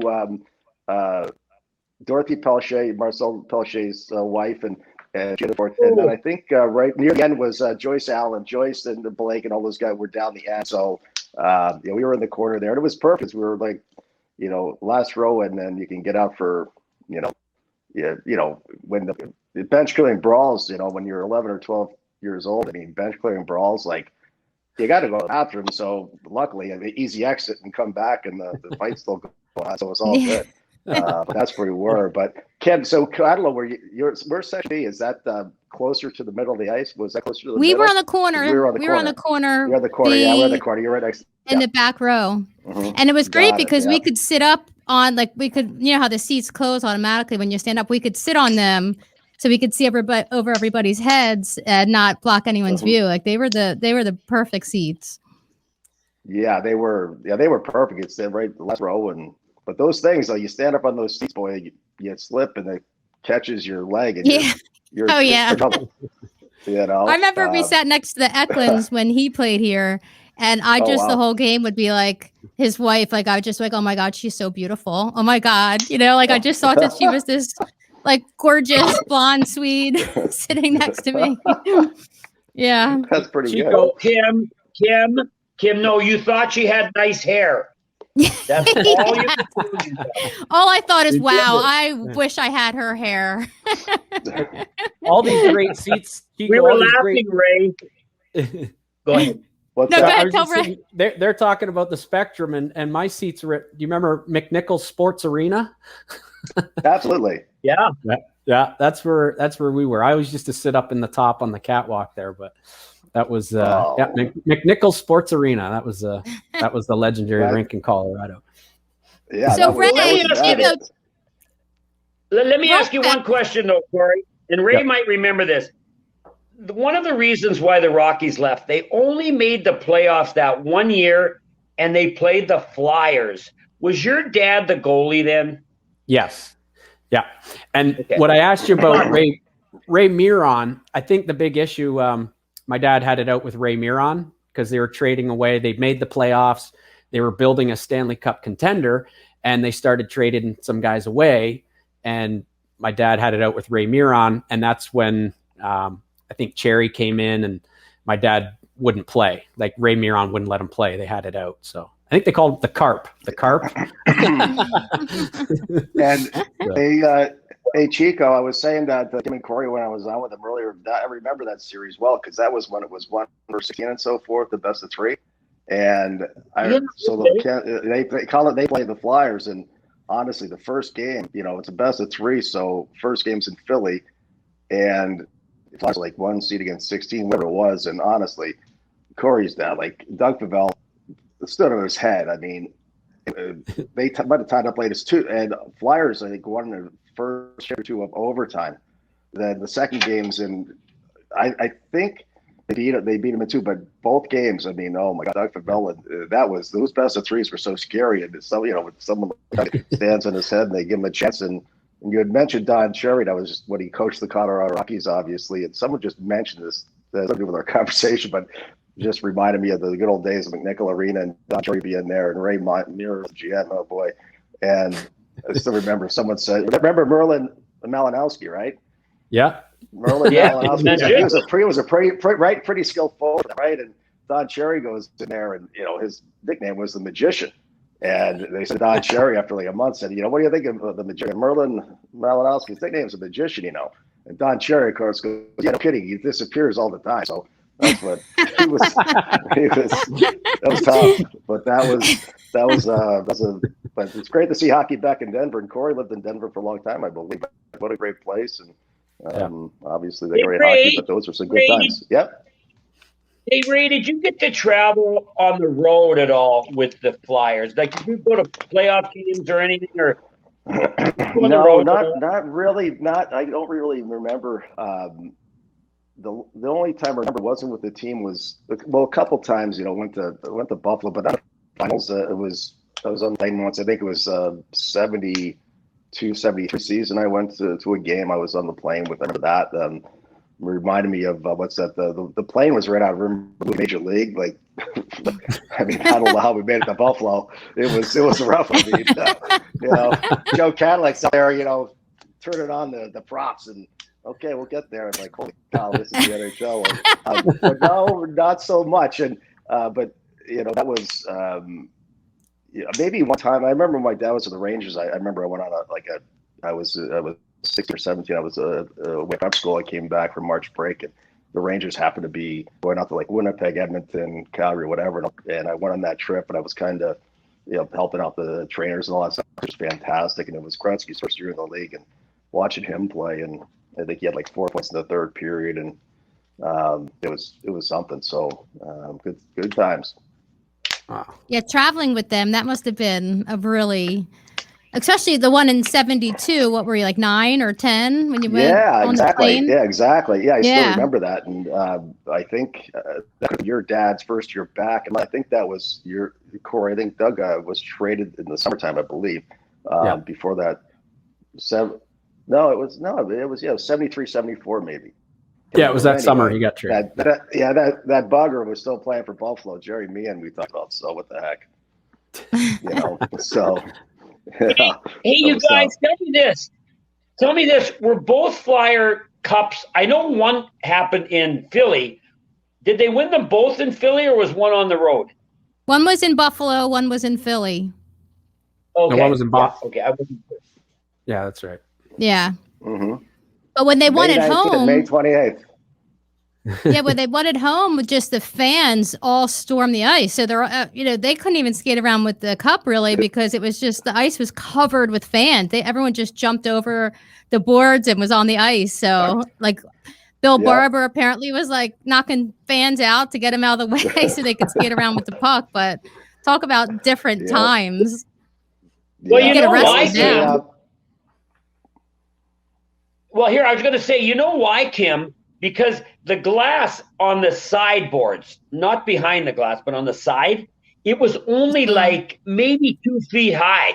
Yeah. So that's why sometimes fans could reach over and actually hit the player or, on the top of the head. So I can see how easily it would have been to get on the ice. They just climb up over that short glass. And I do remember the chaos on the ice, when they won that first cup. Yeah. But it's crazy how low the Spectrum. ice was and everything. And where we sat talking about our section, we got a lot of loose pucks. Like a lot of people in front of me got hit with pucks in the eye. Saw like a couple really bad instances with that. Before the with mesh, before they glass put that being mesh so up. low. Oh, Yeah. Man, you can imagine how everybody storms the ice, but that was as Chico, as you're saying, on the side. But the best part, it was so great. Like John D'Amico, these legendary linesmen, the play became a ball, and I mean, no one can imagine it now. But back then, when the glass was so low, they would hop on the glass. They'd have their skates on the glass, and the play would go like right underneath them, right? And that was pretty wild. And then That's right. when the Flyers won the Head Cup, and people stormed the ice, and it's hard to believe with that correct security they had at the Spectrum back then, but stuff happens. Yeah. Can't stop the mob. So did you two meet in Jersey? Is that how the two of you met? We actually worked together way before that in Ottawa, back in I think at Chico. I think maybe for years. Chico. I was assistant general manager. I was really young, and Chico. I think you're both amateur scouting. You were amateur scouting, and then goalie coach, assistant coach. I mean that's what. So that was back in probably '93. '93 we worked together for like 3 years in Ottawa, and obviously kept in touch then. And I still remember Chico. As people should know, he's an incredible collector of antiques and like junk. And I remember we're on a scouting trip. Chico, remember we were in scouting trips. Remember in Swift Current together and all that stuff. But I remember we were in Windsor. I think you might have picked me up at the airport in Windsor, and we're going to a game. And it was an afternoon, and I thought we grab some lunch. You're like, no, and you've got a pickup truck. I don't know, and you've got a pickup truck, and we look like Sanford and Son. And you got stuff in the back of the truck. You have like a tarp over it, and I'm like, Chico and the Man. What are we doing? Chico, that was it. And that was great. But that was for some great times. And I don't know. We went to the game. I'm not sure how you secured your stuff. I think it was an open like a back there where they had like a canvas over all your stuff. And all you needed, you just told me you just needed a hammer, some nails, and some varnish, and that stuff was going to be good one day. But I didn't believe you. Did you find some gems along the way? I'm sorry. Go ahead, Chico. Hey, I say I could retire if I sold some of that stuff, but I'm not. But anyway, I just want to say this about a Philly. I've been around the NHL for 50 years. Okay, no American team can compete with Toronto and Montreal and the other teams in Canada. But I will say this: winning those cups has made Philadelphia probably the greatest hockey town in terms of the Flyers. Actually, I mean, not quite, but they are as close to being equal to the Eagles and the Phillies as any hockey team. Here in New York, yeah, the Rangers are big, but when you compare them to the Yankees or the Giants, they're way below that. It doesn't matter, St. Louis, whatever. But Philly, what I've always admired, the grassroots interest in Philly is the widest base of any American city. And I got to tell you, it's why I feel so bad now when I go to Philly and they haven't won. And, you know, Ray's friend, of course, is Chuck Fletcher, who's trying. But I feel bad because they're probably not going to make the playoffs this year. And the fans are just so gung-ho. But they've got to somehow, and you know this, Ray, I don't know how, they got to somehow turn this around and rekindle that fan base before, you know, those fans kind of get complacent, because I still think Philly is the best hockey town in all of the United States. Wow. Yeah, well, that's and you, like you said, you've been in the game for a long time. So, I mean, we like to think that, but that's because, you know, that's where we are. But it's nice to hear that from an outside source. That's nice. Chico, that's nice of you to call the fans gung ho. Like, when I was like, when my dad was coaching, I thought they were gung ho, and then when I was a GM at the Penguins, I didn't think they were gung ho. I thought they were absolutely insane. I mean, but it was, you know, but they were passionate. You're right about, like, even in Boston, like the Bruins are huge, but you know, you've got the Celtics, the Red Sox, and you know, Philly. It's like, I don't know. It's hard to believe it's been so long since, you know, the last cup, and they've had maybe been back to the finals maybe 4 times, something like that. Yeah. But had good teams, and you know, it's some of those good teams. Those are the years like Edmonton was so good, obviously, and you know, and that was difficult. And you're Chico, the second year was that? Did you guys go to the finals that year in Philly? Yeah, Against that, were you there? Yeah, against we lost in the 7th. Yeah, and then, we lost. Yeah, and that was and I remember we were Did you play Montreal earlier? And did you play Montreal earlier in the playoffs? Yes, we talked about that Sir Mazel. Ooh, that was tough. I still remember we were up 1-0 to the first period in Edmonton, and we had won now. We had won 3 in a row, so we were coming on. And I remember in that game, Dougie Crossman had the puck, came in from the point, faked, and Grant Fuhr was caught out of the net, and Dougie took 1 step, but if he had taken 2, he would have got completely around Fuhr. He only took 1 and shot at what he thought was going to be the open net, but Grant Fuhr with his left leg shot it out and stopped it. And then also in the first period, there's a bouncing puck, and rest his soul, Illy Silvasalo couldn't bang it down and settle it down and get it in. We could have been up 3-0 so easily, and then the Oilers recovered and beat us 3-1. But that was one of the biggest disappointments in my hockey career, was not winning that cup that year, because it was a Cinderella year like no other I had been a part of. Wow, that Elkison was, and that you bring up what a good player. Obviously, he passed away recently, but solo, and you bring up and Chico, and I think it was about 2 years ago when I was in Jersey. We hired his son Tommy as a scout, and what a great kid! And he's really good, really great getting to know him, and really a great guy. And it's so funny, we talk about a lot of his dad, and but some of those, you know, Flyer teams there, you know, you guys had some really good teams there. Holy cow! Was that Mike Keenan's first or second year? No, that was his second or third. Second. You know, right. he you know, he created a good culture there. You know, I was just in Madison Square Garden, the Devils played, and so I'm talking to the guards, and they work the Knicks and they work other events, and I didn't ask them, but just unsolicited, they said to me, without a word of a lie, they said the hockey players are the still to this day, most down-to-earth, approachable, friendly, accommodating athletes they have ever been around. They name the list of how it goes down. I won't give it to you, but the other sports, no. But they say hockey players are just the salt of the earth. And, you know, when I think back, I think that was the other attraction to Philly when they won those cups. Well, Ray, and you were there, and maybe all of you were, when they had the parade. I mean, how incredible was that parade, that first parade they had in Philadelphia? Ray's still traumatized from that Yeah. one. Thank God I wasn't there. Yeah, they left Kim. They left you at home. You were too young, but yeah, Yeah. no, that was insane. No, I was telling the story earlier when I was on the podcast, but that was when Chico. That was when 2 million people. That's when streaking was. In. We were on the all kids were on this bus, and some of those pictures, Kim, that you had sent. That's kind of the bus. There's people on top of the bus. I mean, there's 2 million people, and it was one of those flat nose buses, Chico, and there's streakers like everywhere.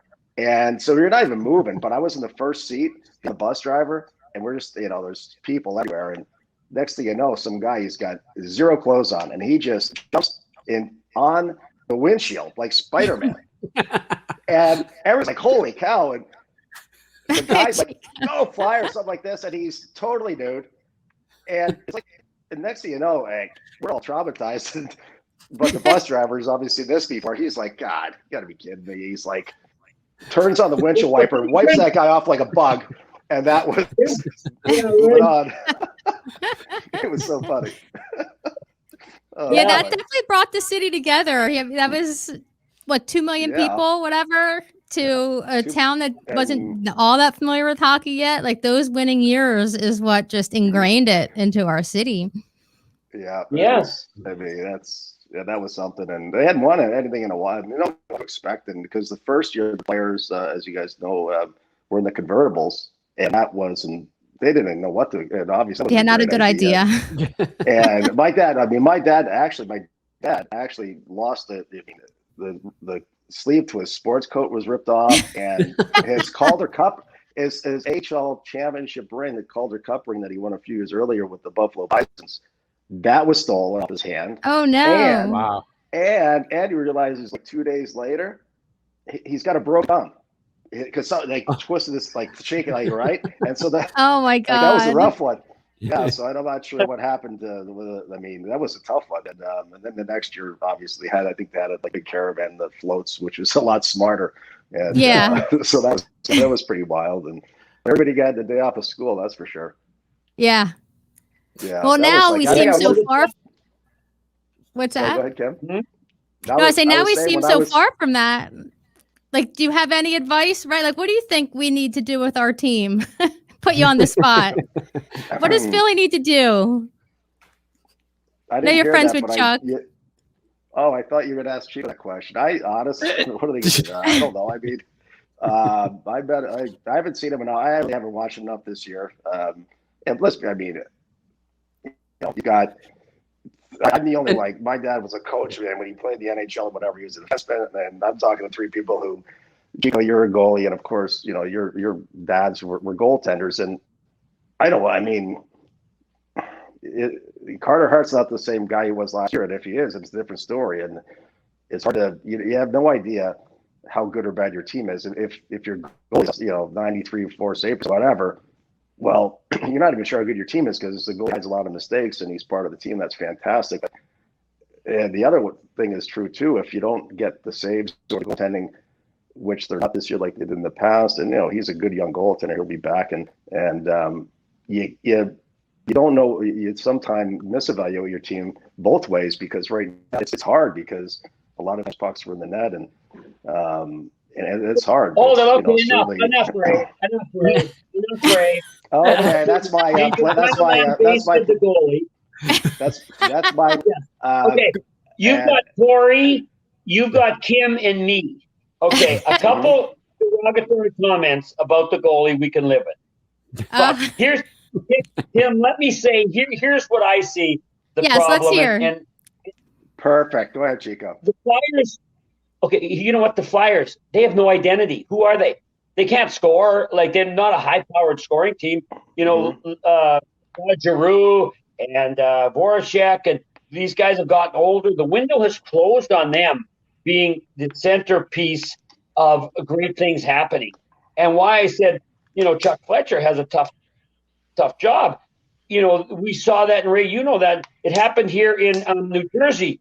After they won the third cup, you got all these guys who won, but you got these young players who cannot become leaders in the core of the team until those older guys are gone, because it's just the way it is. And now the Flyers, I look at them, what's their identity? Who are they? I don't even know. They're not really fast. They're not high scoring. I mean, their defense is not anything special. And the young goalie, as Ray said, not having the same kind of year, but he's on the extension of what's in front of him. So, I mean, you guys have a kind of a challenge there in Philly that is going to take some really nifty or very both well thought out and lucky moves to restructure that team, because you got to have both, right, Ray? You know that. You know, absolutely. GMs make some great moves. They also have to get some breaks where some player they didn't expect. You know, it's like in Minnesota. My nephew's coaching the Wild. No one could see Kaprizov coming in this year and doing what he's done. Zach Parise, who was their go-to guy, he's on the fourth line. Oh, wow. And I didn't realize that. And they're a terrific team because Fiala, trade they made with, I think Nashville?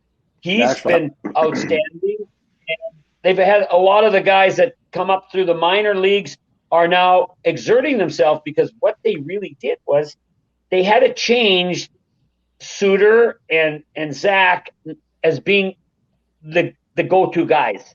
You know, they had their time, but you have got to let those young guys say, this is our team, and now we're going to be a different makeup.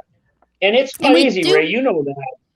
We have a lot of good young kids on our team, too. Like, we have a lot of really young, talented players that I think have a really good future. And now we have Wade Allison that just came in, and he's been great the past few days and got a lot of fire in him. So he will be exciting to watch. But I do think we have a lot of good guys in the wings that are ready to, help us along.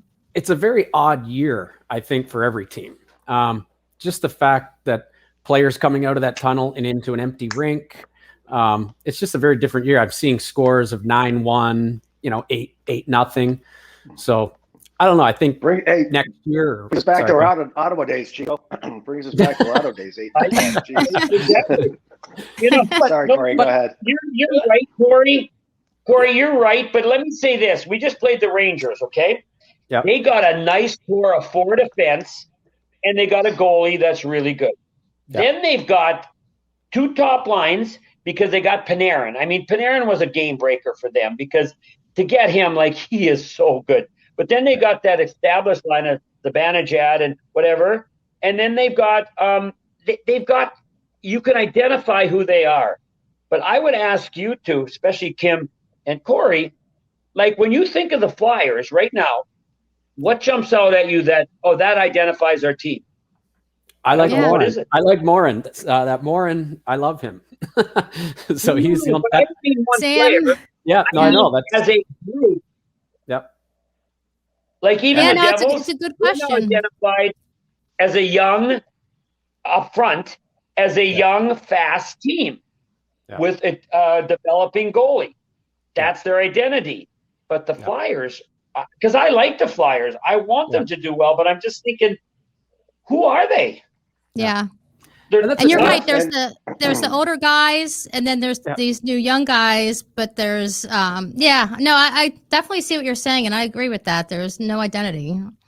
Yeah. Well. Okay. Well, I'm going to stick up for my buddy Chuck Fletcher, and keep it in mind that this is only a second year. Last year, in March, before the pause, they were one of the best teams in the league. Yeah. Right. Mm-hmm. And unfortunately, fortunately, I guess we got the playoffs in the bubble, but it wasn't the same team. That happens, and I think you take a look at the team this year. Like, I mean, Kevin Hayes was fantastic. Right out is good this year. A lot of guys are the same thing, and then all of a sudden, some like Provoros, a fantastic young. They're younger players, kind of have hit the wall a little bit, but you've seen them do it before.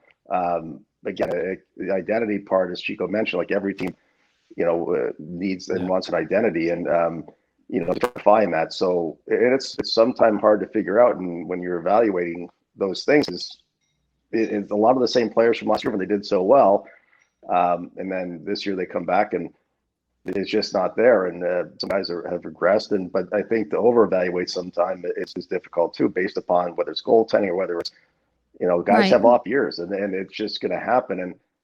But Chico, you're right. I mean, you have certainly an identity, and certainly to make moves, and whether it's expansion to so you can sometimes prove yourself. You have cap space, which a lot of teams don't have, but to take on other contracts and improve yourself that way. But they have some decent things, and I mean, when Hexie was there, did a good job at it. But again, those guys have to perform, and the older players and guys have to help the young players, and vice versa. But I remember, it's I think it was Lou Lamoriello would always say, when Lou's, I worked with Lou for about 2.5 months in New Jersey, and when he coached at Providence College for so long, I played against him, but it was almost his philosophy with an NHL team that you need a mixture of, you need your seniors certainly, but you need freshman sophomore that, to push them, need some excitement. Mm-hmm. And so, and that's, team wise is important. I think, they do have some good pieces in place there and some good young players coming, but it hasn't come together as I hope this year, that's for sure. And that's as politically correct as I could say. Well, I guess. And it is heartbreaking because I am, I grew up here, but I'm a Flyers fan through and through, and I love Giroux. I love Voracek. I love our older guys, and I wanted for them so bad to win a cup for them, and they're just Claude's been in Philly his whole career, and they're good guys and a good locker room. And I just really, the season started off good and we were excited, and it just kind of fell apart here and there. But, I just really wanted it for the guys. So. Well, what I say is, what? There's lots of good guys. I'm being really honest. There's lots of good guys in this game. But you know what? What matters is what you do as a group on the ice. So I watched, and again, Elaine Vigneault's, a good friend. I like Chuck Fletcher. I wanted the Flyers to do well. But as this thing started to unravel, I'm saying they're not a defensive-minded team. They can't keep the puck out of their net, like the Islanders. We talked about Lou Lamoriello, and that's his go-to thing. Okay, so they can't do that. They can't score enough goals. They can't score through all the mistakes that are being made on the defense. They're not good enough to score 4 or 5 goals, and only a few teams were, like the Oilers. I'm just saying Chuck Fletcher has such a challenge. He's got some good pieces. I'm just saying now Chuck Fletcher is going to be defined how he dismantles some of this that we were all hoping would go into the playoff finals or whatever, and they're not going to. How he dismantles it or changes it so the people left can say, okay, oh yeah, this is who we are. This is how we win. Right now, I don't think the players know. Who are we? Are we supposed to outscore the other team? Are we supposed to out-defend them? Are we supposed to be more physical? I'm just saying, I feel bad because it's in disarray right now. And as Ray said, Chuck Fletcher, he'll know what to do, and he's got to make some moves. He's got to change some of the older guys, but then he's also got to get a little lucky, with the draft pick or some young guy, or like the Minnesota did with Kaprizov. You need some new young guy that is going to be lights out and going to be a difference maker, like Panarin, and that's what the Flyers, like a lot of teams, just need. But it's tough to get them. Well, I guess time will tell, right? We'll find out. I mean, I hate to see, it's part of the game. You hate to see them break up from Chuck all the way down, but I don't know. I think next year, I just look at it as it's an odd season. So yeah, we'll come back. Pieces next year. Yep, it's a whole new year. So yeah. Anyway, I think we have. Wait. Do we think Mr. Snyder, if he were alive, would say it's an odd year? He'd be like, wait a second. No. No. Well, it might be. He would not be Anyway, happy camper, but you know. Yeah, that's true. But it's good. People are passionate about it, and you're right, Chico. I mean, you have to get somewhat lucky, but you know and again, I mean, Matt Iskin, I had Matt in Pittsburgh and traded for him, and really, I mean, so competitive, and he was a real good player for them. You know, and he had a year left in his contract and walked away from the money, obviously, and for personally, and good for him. But it's hard to replace that, and you know, it's especially late, and it's going to get harder because another team's coming in, and you know, there's one more team, and you know, you got less players available, and it's going to be more difficult. Yeah. But, you know, again, it's part of the job as a manager or coaching staff, and you know, I worked with Elaine Vigneault and Mike Yo and Michelle Therrien and like with Chico and it's hard. It's sometimes trying to see that is difficult, but again, it's you know with patience, and you have to make some moves, and something not popular, but you have to get a little lucky as well. You're right, but hopefully they're speaking more of the team luck, they were last year than this year. Chico, real quick, because we have to wrap up soon, but real quick, speaking of luck, what's the story with you kissing the posts of the net during the game? I guess the post was your friend for a little while there. Well, I got to tell you, my post was treating me better than my wife at that time. I love my wife for 48 years, but I was kissing the post because they were treating me better than she was. No, I got to tell you. So we're down 0-3 to the Penguins, and we came back and won 4 straight, which hadn't only happened once before at that time. And I played well, but I'm talking about luck. You know, in anything in life, you got to be good and you got to calculate and, you know, you got to do all the things that you can control. But there is something, especially in hockey, Dick Irvin, I'm giving you some history here. Yeah. He was a great player and he was a coach. When he was a coach, talked about the unseen hand that only happens more in hockey, because great goals have been scored where a guy shot the puck wide, it hit a shin pad and went in the net. He wasn't even going to. For me, I was playing well, but my ears were ringing like church bells with the puck hitting the posts. Ding, ding. We go into game 7.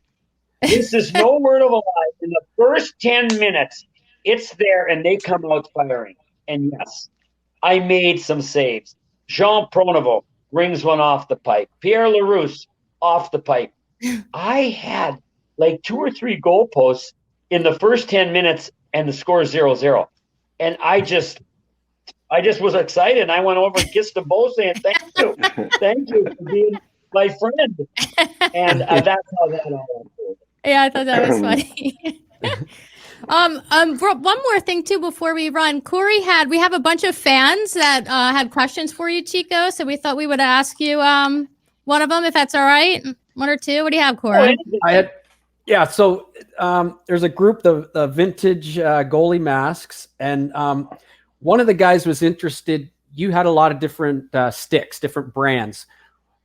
Back, you know, when you were playing, and did you have a deal with Sherwood or Vic, or, you know, what was the deal that they wanted to know? You had different sticks. Was there superstition, or was it something you were paid an endorsement? Oh, Corey, good question, or whoever that person was that said that. No, there were very few endorsements. Even the star players got a little bit, maybe 1,000, or I think I got $500 one time for using Vic. You know, the only time that I got $100, and Wilson was coming up with a blocker, and Cooper and I don't know who there maybe CCM.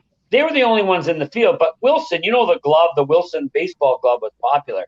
And I remember the young guy, hey, would you just he said, use the stick. He said, use the stick. And I said, okay, we got a game up against the Russians. I'll use the stick, because it didn't matter. But here was the deal. So we're playing the Russians. It's in the second period. It's 1-1.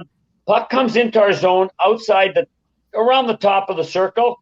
And I could beat the Russian to the puck. I go out. I lean on my stick to play the puck. Oh, no. I lean. It broke right where the fat part of the paddle came up. It snapped. All I had was the end. The Russian grabbed the puck. And I remember shaking it at him. I got him down behind the goal line, but he probably got Jesus. crazy NHL. But he scored, and then we lost 4-1, and he was waiting after the game because he was interested. And I looked at him and I said, "I guess you know our agreement's over. I can't be using the stick and snap them." And that was the only funny thing I ever had. But no, we didn't get paid, Corey. Nobody. I bet your dad never got anything. Maybe Denny Potvin, maybe Guy Lafleur. I wonder if Clarke and Reggie Leach. You know, if you ever see Reggie, say, "Hey, Reggie, did you get any endorsements?" I'll bet you they did. There was no money for that. Chico, that was amazing because one guy specifically talked about that game you used that Wilson stick. So that was really? was somebody really know it? Yeah. So that was people noticed you used a Wilson stick one game. So no, that was great. Hey Chico, the question probably came to Russian. He's probably still got splinters in his butt from you chasing around with that stick. Yeah. Jesus, that's tough. He remembers that game well. I remember growing up. I remember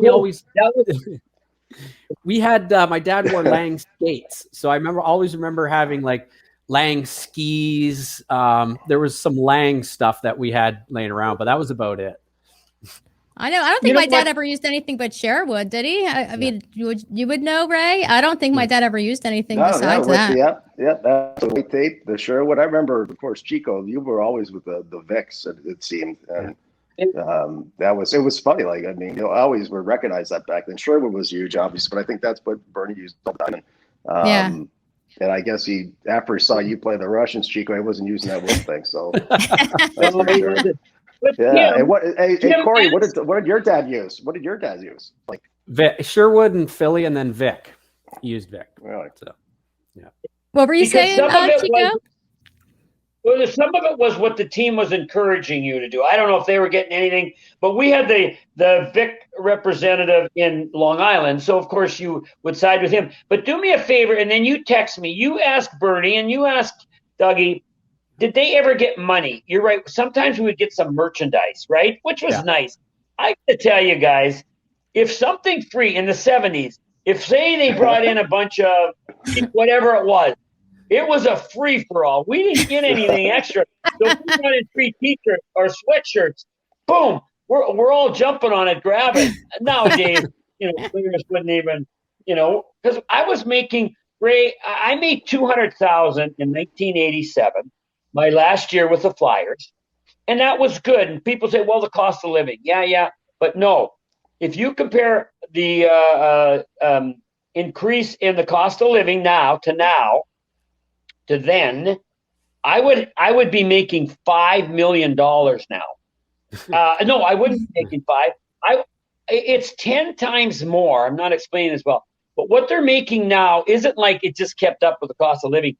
They're making 10 times more than what I made. So to be equivalent, I made 200. I should have been making 2 million if you compare it to what they're making now. So it's not the same. We didn't make much. They took a third in taxes, and all that stuff. So if we get something free, thank you.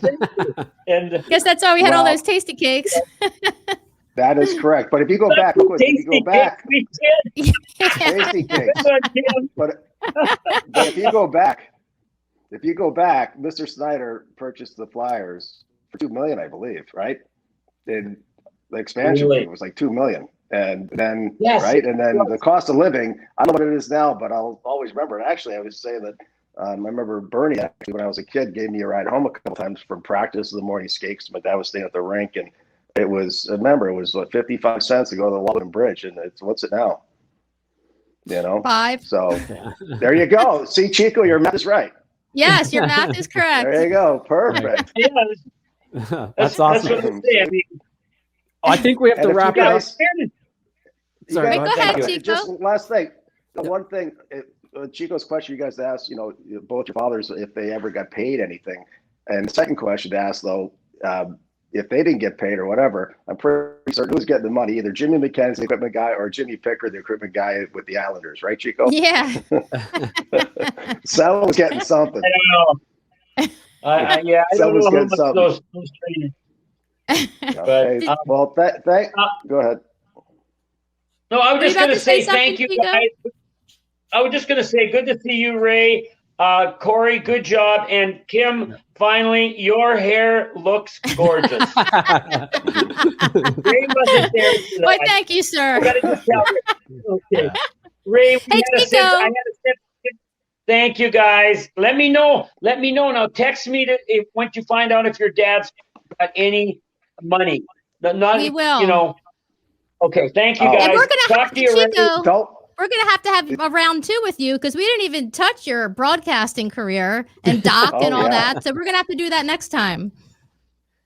All right, and you know what? I apologize. I got a motor mouth. No, No, but, we you know, love that. We love all your perfect. stories.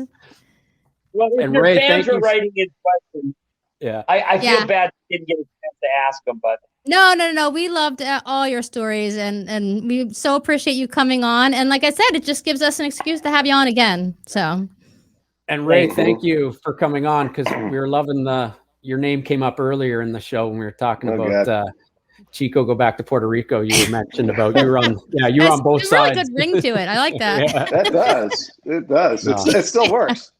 Yeah. Yeah. No, I really appreciate it, guys. Thanks. Yeah. Well, Thanks for come having on, me on, Ray. guys. All right. Thanks, guys. We'll see you soon. Thanks, All guys. right. For Bye. Thanks, guys. Bye. Take care.